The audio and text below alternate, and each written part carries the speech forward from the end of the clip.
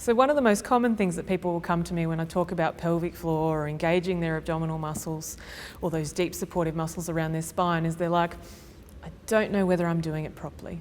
And that's pretty normal because it's a group of muscles that if they're working well, and you shouldn't really know that they're necessarily working, they're just doing their roles and supporting everything. There's no pain, there's no continence issues and those kinds of things. So if it's working well, then things are fine. But as I said, during pregnancy and after giving birth, this area's been under more stress and it's had an injury, if you like. So it is really important and can often feel different to get those muscles going. So it's important that we do know that we're doing it correctly.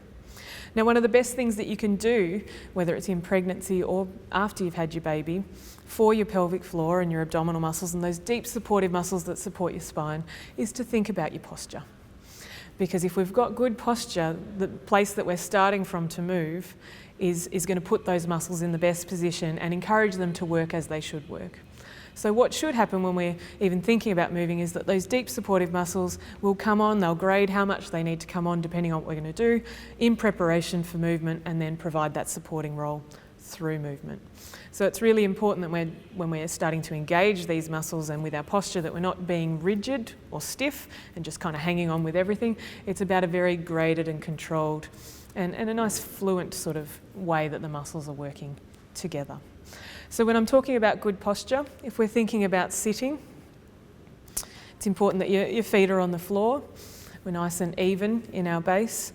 And a good starting point for your sitting posture that sort of controls everything else is what's happening in your pelvis.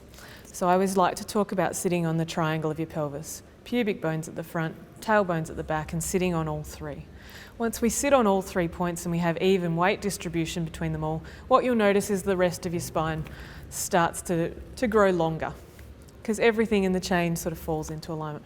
Whereas if we sit more on our bottom bones, what happens is we start to bend more through the trunk and have to push our neck out a little bit. So if we can get our pelvis into that position, we don't want to be too far forward, just in that nice, evenly positioned on those 3 points, it usually helps to get that nice long posture. Now, I always like to think about posture. When you were little at school and people said, sit up straight, everyone pulled themselves back really hard. And that's not what we're after, because remember, posture isn't rigid. It shouldn't be firm and it shouldn't be stuck. We don't want to pull back. We want to go long. We want to create a sense of length in our body. So I often talk about a magnet being from the top of your head to the roof and those 2 points on the magnet trying to pull together. So think long to open up through your spine and open up through the rib cage. And you'll find that if you're in those positions, it helps encourage the right action for your pelvic floor. If we go into standing, am I allowed to go into standing? And our standing posture, again, trying to have our weight nice and even between both legs. We don't want to be locked back in with our legs. We want our feet to be comfortable on the surface that we're on. And again, we want to be nice and long. Now, for women, we've often been taught throughout our whole life that we want a flat tummy, we don't want our bottom to poke out. So people get in the habit of often pulling that tailbone under and sucking their belly in. Particularly after you've given birth, and people often feel quite self-conscious and it feels quite strange around your belly when it's a little bit looser and floppier and it's a bit like that jelly belly. So people will often do this sort of action to just bring that in and flatten it out. The problem with doing that sort of action is that we change where our normal postural alignment is.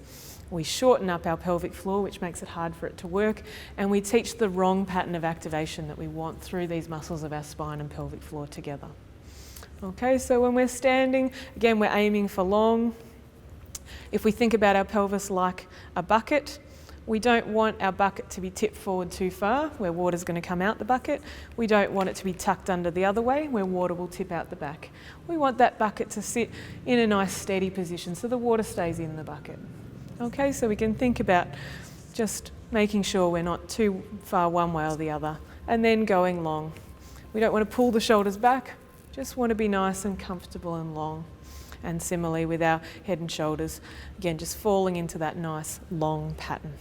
So if you can think about that throughout your day and being mindful of what your posture is doing during particular activities, if we're slumping and those sort of things, it's hard for those supportive muscles to work at their best.